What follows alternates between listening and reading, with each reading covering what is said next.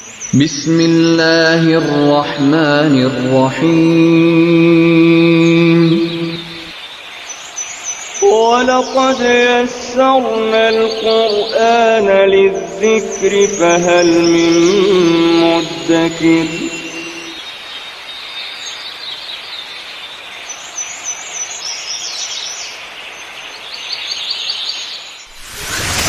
ألف باء تاء ثاء جيم حاء خاء دال ذال راء زاي.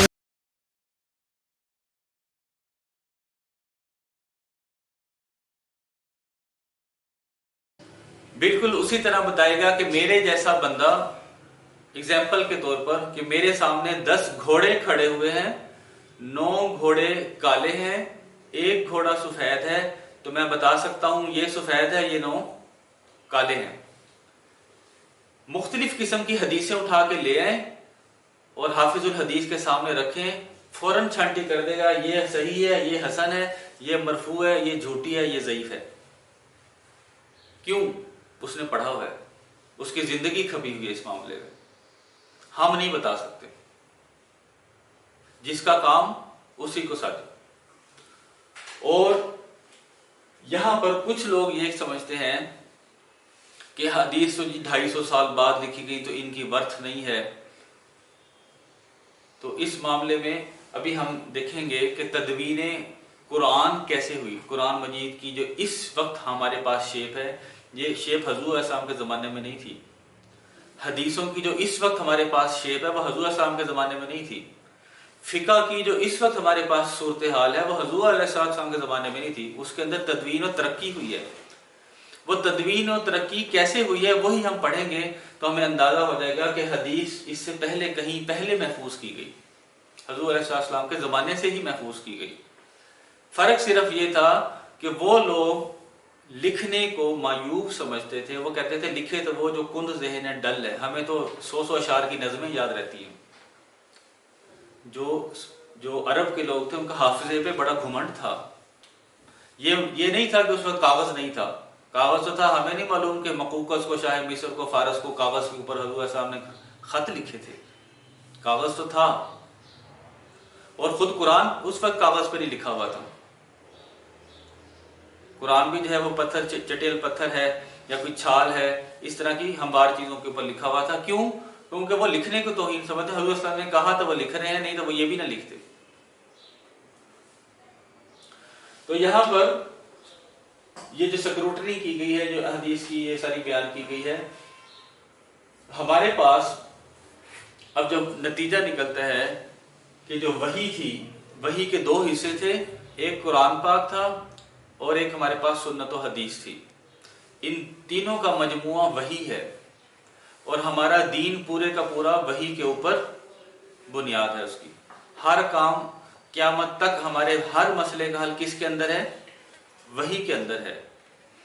بعض اوقات ایسا ہوتا ہے کہ قرآن کے اندر یا سنت یا حدیث کے اندر ہمارے مسئلے کا حل بظاہر نظر نہیں آ رہا، لیکن ہمیں آیت فورس کر رہی ہے الیوم اکملت لکم دینکم واتممت علیکم نعمتی، کہ آج کے دن تمہارے لیے تمہارا دین مکمل ہو گیا۔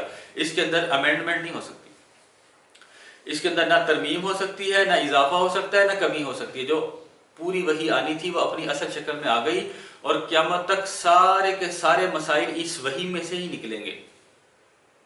وہ کیسے نکلیں گے اس کی ہم تفصیل دیکھتے ہیں۔ جیسے کہ ہمیں معلوم ہے جب ہم سائنس پڑھتے ہیں تو سائنسی پرابلم کو، سائنسی مسئلے کو حل کرنے کے لیے سب سے پہلے کیا ہوتا ہے؟ جی مشاہدہ ہوتا ہے۔ مشاہدے کے بعد کیا ہوتا ہے؟ مفروضہ ہوتا ہے، یعنی پہلے آبزرویشن ہوتی ہے، پھر ہائپوتھیسس ہوتی ہے، پھر اس کے بعد ہے منطقی نتیجہ، ایک ڈیڈکشن نکالی جاتی ہے۔ اس منطقی نتیجے کو تجربے سے پرکھا جاتا ہے۔ اگر وہ تجربے پہ ثابت ہو جائے تو وہ قانون بن جاتا ہے۔ قانون بار بار ویریفائی ہو جائے تو وہ اصول بن جاتا ہے۔ تو سائنسی جو ہماری ترکیب ہوتی ہے، جو ترکیب ہوتی ہے کہ آبزرویشن ہے، پھر ہائپوتھیسس ہے، پھر ڈیڈکشن ہے، پھر ایکسپیریمنٹ ہے، پھر لا ہے، پھر پرنسپل ہے، ایسے ہم ثابت کرتے ہیں سائنس کو۔ اگر ہم نے کوئی دین کا مسئلہ حل کرنا ہے ہر زمانے کے حساب سے، تو پھر ہمارے سٹیپس کیا ہونے چاہیے؟ ہم کہاں سے شروع کریں؟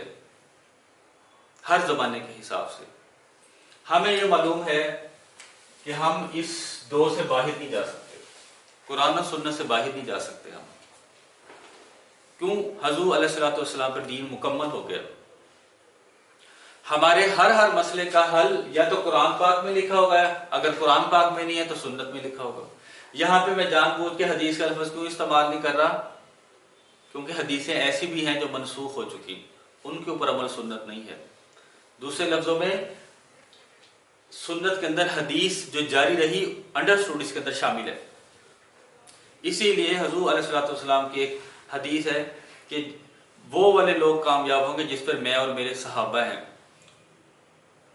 اسی لیے ہر بندہ اپنے آپ کو اہل سنت کہتا ہے کہ ان صحابہ کی پیروی کے اوپر. قرآن پاک میں واضح طور پر دیکھیں گے حدیث ہمیں بات مل جائے گی، ہمارے مسئلے کا حل ہمیں مل جائے گا.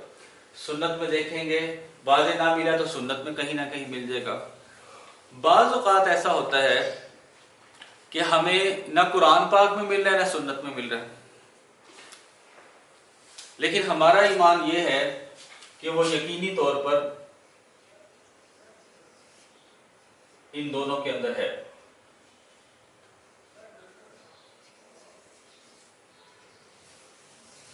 ہم ایک سادہ سی ایگزامپل لیتے ہیں کہ اس دور میں سینما نہیں تھا، اب سینما ہے. سینما میں فلم دیکھنا کیسا ہے؟ قرآن و سنت سے جواب دیں. اب قرآن میں تو نہیں لکھا ہوا سینما کا لفظ، نہ تھا. سنت میں دیکھیں گے سنت میں بھی نہیں نظر آئے گا، اس دور میں تھا ہی نہیں. لیکن جواب مانگا جا رہا ہے جی قرآن و سنت سے بتائیں کہ فلم دیکھنا سینما میں کیسا ہے؟ حلال ہے، حرام ہے، جائز ہے یا ناجائز ہے؟ تو اب ہمیں کیا کرنا چاہیے؟ ہمارا ایمان ہے کہ جواب ادھر ہی ہے.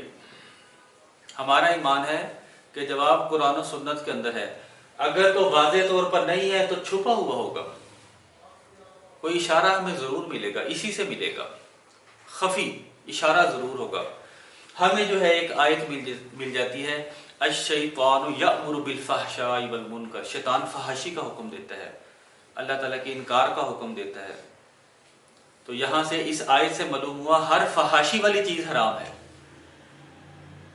کیونکہ اللہ تعالیٰ نے کہا ہے اجتنبوا من خطوات الشیطان، شیطان کی پیروی کرنے سے اجتناب کرو. اور شیطان کہتا ہے فحاشی کرو، کیونکہ اس کے اندر فحاشی ہے، اس کے اندر بے حیائی ہے. تو اس آیت کی روح سے سینما حرام، فلم حرام. یہ جو چھپا ہوا ہم نے اشارہ بیچ میں سے نکالا، اس اشارے کو اجتہاد کہتے ہیں. نکالنے والا مجتہد کہلاتا ہے. اور ان اشاروں کی جو ان فارمولاز کی، ان کلیوں کی جو کتاب بنے گی، اس کتاب کا نام ہے فقہ. اور پھر اس اشارے کے اوپر دوسرے اس وقت کے لوگ جو مجتہدین تھے وہ ایگری ہو گئے کہ ہاں تم صحیح بات دے کے آئے اور یہ بات اسے ٹکراتی بھی نہیں. تو پھر جب سب ایگری ہو جائیں تو اس عمل کو کہتے ہیں اجماع، جمع ہو گئے سب. سب سے اچھی اگزامپل ہمارے پاس حضور علیہ الصلوۃ والسلام کا وصال ہو گیا، خلیفہ کون بنے؟ حضور علیہ السلام کا وصال ہو گیا، خلیفہ کون بنے؟ مختلف لوگ مختلف باتیں بتا رہے ہیں. نہ قرآن پاک میں لکھا ہوا کہ ان کو خلیفہ بنا کے جائے تو ابو بکر رضی اللہ عنہ، نہ سنت کے اندر کوئی واضح طور پر لکھا ہوا کہ حضور صلی اللہ علیہ وسلم وصیت کر گئے تھے، ایسا نہیں تھا. مختلف لوگ، ان کو پتا تھا کہ واضح نہیں ہے تو اب ہمیں اجتہاد کرنا پڑے گا. ایک کہتے ہیں کہ حضرت علی رضی اللہ تعالیٰ عنہ کو بناتے ہیں کہ حضور علیہ السلام نے کہا کہ جس کا میں آقا اس کا علی آقا، جس کا میں سردار اس کا علی سردار، تو ان کو بناتے ہیں. کسی نے کہا نہیں، عثمان غنی رضی اللہ تعالیٰ عنہ کو بناتے ہیں کہ حضور علیہ السلام نے کہا تھا کہ میری اگر کوئی تیسری بیٹی بھی انمیرڈ غیر شادی شدہ ہوتی تو اتنا اچھا داماد ہے میں اس کو دے دیتا. ذوالنورین. کسی نے رائے دی کہ عمر رضی اللہ عنہ کو بناتے ہیں خلیفہ کہ حضور علیہ السلام نے کہا تھا میرے بعد نبی ہوتا تو عمر ہوتا. تو پھر ایک رائے یہ آئی کہ کلمے کے بعد سب سے اہم چیز ہے نماز، اور حضور علیہ الصلوۃ والسلام نے اپنی بیماری کے دنوں میں 17 نمازیں ان سے پڑھوائیں، ابو بکر رضی اللہ عنہ سے پڑھوائیں، اپنے مصلی پہ ان کو کھڑا کیا، ہمیں اشارہ دے گئے کہ جو نماز کا امام وہی ہمارا امام۔ جن لوگوں نے یہ اجتہاد کیا، دوسرے لوگوں کو یہ بات پسند آئی کہ آپ صحیح بات کر رہے ہیں، دل کو لگ رہی ہے، سب جب اکٹھے ہو گئے تو اسے کہتے ہیں اجماع، اجماع امت سے ان کی خلافت ثابت ہو گئی۔ تو یہ 4 معیار ہوتے ہیں، 4 پیرامیٹر ہوتے ہیں۔ سب سے پہلے واضح طور پر دیکھیں گے، نہیں ملے گا تو اشارہ دیکھیں گے، لیکن اشارہ مجتہد لے کے آئے گا، ہر بندہ نہیں لے کے آئے گا۔ مجتہد ایسا جس کو سارے قرآن کا بھی علم ہے، ساری سنت و حدیث کا بھی علم ہے، ایسا نہ ہو کہ کوئی ایسی بات اٹھا کے لے جو واضح سے ٹکرا رہی ہو، اس کا اشارہ ختم، اس کا اجتہاد ختم اگر کسی واضح حکم سے ٹکرا رہی ہے۔ اور اس پہ بس نہیں ہوتا، ایسا بندہ مجتہد جس کو سارا قرآن پاک ساری سنت و حدیث کا نالج ہے، علم ہے، وہ اپنا اجتہاد لے کے آتا ہے، زمانے کے حساب سے کوئی نیا مسئلہ آ گیا ہے، پھر اس وقت کے مجتہدین اس کے اوپر غور و فکر کرتے ہیں۔ اگر اس غور و فکر میں کوئی ایسا مجتہد آئے کہ تم نے یہ جو بات کی ہے یہ فلاں حدیث سے جا کے ٹکرا رہی ہے، تو اسی وقت اس کا اجتہاد ختم۔ لیکن اگر سب ایگری ہو جائیں کہ ہاں تم جو بات لے کے آئے ہو یہ کسی جگہ سے نہیں ٹکرا رہی، اور ہمارے دل کو صحیح لگ رہی ہے کہ یہ دین کے جو ہے وہ وہیں سے اشارہ جو ہے وہ صحیح کیا گیا ہے، تو ایسا اجتہاد کے اوپر جب سب ایگری ہو جائیں تو اسے کہتے ہیں اجماع۔ اجماع امت بھی اسی چیز کا نام ہے۔ بہت سارے مسائل ہیں جو ہمارے اجتہادات اور اجماع سے ہوتے ہیں۔ اگر ہم یہ کہیں کہ اجتہادات اور اجماع الگ چیز نہیں ہے، بلکہ قرآن اور سنت ہی کے خفی اشارے ہیں، انہی سے کلیے نکالے ہوئے ہیں، انہی سے فارمولے نکالے ہوئے ہیں، تو یہ 100% ٹھیک بات ہوگی۔ جو کلیے اور فارمولہ جو نکالے گئے، ان فارمولوں کی کتاب کا نام کیا ہے؟ فقہ، فقہ حنفی، فقہ مالکی، فقہ حنبلی۔ ظاہر ہے ایک بندہ جب دیکھے گا وہ اپنے اینگل سے دیکھے گا، دوسرا دوسرے اینگل سے دیکھے گا، کوئی وہ اشارہ کوئی اور ڈھونڈ کے لائے گا، وہ کوئی خزانہ کوئی اور ڈھونڈ کے لائے گا۔ ایک ایگزامپل ہم اور لیتے ہیں، ہم سے پوچھا جائے ہاتھی حلال ہے کہ حرام ہے، ہم سے پوچھا جائے زرافہ حلال ہے کہ حرام ہے، ہم سے پوچھا جائے گینڈا حلال ہے کہ حرام ہے، زیبرا حلال ہے کہ حرام ہے، نہ قرآن میں لکھا ہوا ہے نہ سنت میں لکھا ہوا ہے، نہ قرآن میں لکھا ہوا ہے نہ سنت میں لکھا ہوا ہے، لیکن ہمیں پتہ ہے واضح ایسے ہی اشارہ ہوگا، کہیں نہ کہیں تو ضرور ہوگا۔ تو سٹیپ کیا ہے؟ پہلا سٹیپ قرآن میں دیکھیں واضح طور پر نہیں لکھا ہوا، سنت میں دیکھیں واضح طور پر نہیں لکھا ہوا، قرآن میں دیکھیں کوئی اشارہ مل جائے، نہیں ملا، لیکن سنت میں حدیث میں ضرور ملے گا۔ اور وہاں پہ انہوں نے اشارہ کیا ڈھونڈا کہ حضور علیہ الصلوۃ والسلام کے زمانے میں کون کون سے جانور حلال تھے، ان کی انہوں نے کیفیات دیکھی، گائے ہے، وہاں پہ بکری ہے، اونٹ ہے، ٹھیک ہے جی، مینڈھا ہے، وہ حلال ہیں۔ کیوں حلال ہیں؟ ان کی انہوں نے کیفیات دیکھی۔ ایک تو وہ چارہ کھاتے ہیں، گوشت خور نہیں ہیں، مویشی ہیں، چارہ کھاتے ہیں، ایک خصوصیت، اور دوسری خصوصیت یہ کہ ان کے جو کھر ہوتے ہیں، ان کے جو سم ہوتے ہیں، اس میں کٹ ہوتا ہے۔ ہمیں پتہ ہے کہ کھر کی شکل ایک یوں ہوتی ہے اور ایک راؤنڈ ہوتی ہے، جیسے کہ گدھے گھوڑے کی راؤنڈ ہوتی ہے، اور جو بکرے وغیرہ ہیں، گائے بھینس ہے، اونٹ ہے، اس کا کٹ ہوتا ہے۔ تو یہاں سے فقہ کا بندہ اپنی بات نہیں کر رہا، وہ قرآن و سنت سے ہی لے کے آ رہا ہے، وہ کہہ رہا ہے ایک اصول بنا دیا فقہ کا کہ ہر وہ جانور جو چارہ کھائے اور اس کے سم جو ہے یعنی جو کھر ہے اس کے اندر کٹ ہو وہ حلال ہے، اس کے علاوہ یا تو مکروہ ہے یا حرام۔ تو ہم فوراً بتا دیں کہ ہاتھی جو ہے وہ حلال نہیں، اس کی تو انگلیاں ہوتی ہیں، ٹھیک ہے جی، یا ہم کہنے گینڈا حلال نہیں ہے، اس کے تو راؤنڈ ہوتے ہیں، گول کھر ہوتے ہیں، بے شک وہ چارہ کھائے، زیبرا بھی اسی میں آ گیا۔ تو یہاں سے ہمیں فقہ ہمیں اس طرح رہنمائی کرتی ہے. تو ہمارا کنسیپٹ یہ ہونا چاہیے کہ فقہ کوئی ایسی چیز نہیں ہے جو قرآن و سنت سے علیحدہ ہے، وہ قرآن و سنت ہی کے چھپے ہوئے اشاروں کا ایک مجموعہ ہے، اور اس کے بغیر ظاہر ہم چل نہیں سکتے. دوسرے لفظوں میں اگر ہم فقہ کے اوپر عمل کر رہے ہیں تو وہ قرآن و سنت پہ ہی عمل کر رہے ہیں، 100% قرآن و سنت پہ ہی عمل کر رہے ہیں. نیکسٹ انشاءاللہ لیکچر میں ہم دیکھیں گے کہ تدوین قرآن، تدوین حدیث، تدوین فقہ کیسے ہوئی، اور اسی ٹاپک سے ہم بدعت کی ڈیفینیشن نکالیں گے انشاءاللہ کہ بدعت کیا ہوتی ہے، بدعت کی شناخت کے اصول کیا ہیں. جیسے کہ آج کل ایک جو ہے نا وہ بن گیا افراط و تفرید کا معاملہ. کچھ تو ایسے ہیں ہر کام کو بدعت بنا دیتے ہیں، اور کچھ نے ایسے ڈھیل دی ہر کام کو سنت بنا دیا. تو ہم ان جو بنیادی اصطلاحات ہیں ان کو مد نظر رکھتے ہوئے، اور نیا ہمارا جو ٹاپک ہے کہ قرآن کو کیسے سنبھالا گیا، حدیث کو کیسے سنبھالا گیا، فقہ کو کیسے سنبھالا گیا، فقہ کیسے وجود کے اندر آئی، اور پھر ان سب چیزوں کا مجموعہ جو آج کا ٹاپک اور جو نیکسٹ انشاءاللہ کریں گے، وہاں سے ہم بدعت کی ایک ڈیفینیشن نکالیں گے. نہ صرف ڈیفینیشن نکالیں گے بلکہ بدعت کی شناخت کے اصول 5-6 اصول ہیں. جو ان اصول کے اوپر آ جائے وہ بدعت ہے، جو ان اصول پہ نہیں وہ بدعت نہیں ہے. اور وہ کہاں سے نکلے؟ وہ بھی قرآن و حدیث سے نکلیں گے. وہ انشاءاللہ ہم نیکسٹ لیکچر کے اندر ڈسکس کریں گے. قرآن پاک کا ترجمہ الحمدللہ ہمارا شروع ہے. یہ کورس بنیادی طور پر ہمیں اب تک جو ہے جو لیسنز ہم پڑھ رہے ہیں اندازہ ہو گیا ہوگا کہ قرآن عربی کورس کا ٹائٹل ہے، اس میں قرآن مجید کا فہم بھی شامل ہو گیا، اس کے اندر نماز کا ترجمہ بھی شامل ہو گیا، اس کے اندر درست تلاوت قرآن پاک کی وہ بھی شامل ہو گئی، اور اس کے اندر جو ہے وہ کم از کم علم جو ہر مسلمان پر سیکھنا فرض ہے، اسے حلال کا، حرام کا، پاک کا، ناپاک کا پتہ ہو، وہ چیز بھی بیچ میں شامل ہو گئی. اور ساتھ میں اب جو ہم پڑھ رہے ہیں کہ مدارس کے اندر جو علوم پڑھائے جاتے ہیں ان کا ایک خلاصہ، بنیادی تعلیمات اور بنیادی اصطلاحات. ہمیں پتہ ہو اجتہاد کیا ہوتا ہے، اجماع کیا ہوتا ہے، سنت کیا ہوتی ہے، حدیث کیا ہوتی ہے، نص قطعی کیا ہوتی ہے، نص ظنی کیا ہوتی ہے، حدیث کی کتنی اقسام ہے، سنت کی کتنی اقسام ہے. یہ سارا ایک خلاصہ جو ہے اس کورس کا حصہ ہے الحمدللہ. تو ہمارا ترجمہ شروع ہے. 34 آیت تک ہم نے جو ہے وہ پہلے پڑھ لیا ہے، اور انشاءاللہ ہماری کوشش یہ ہوگی کہ پورا قرآن پاک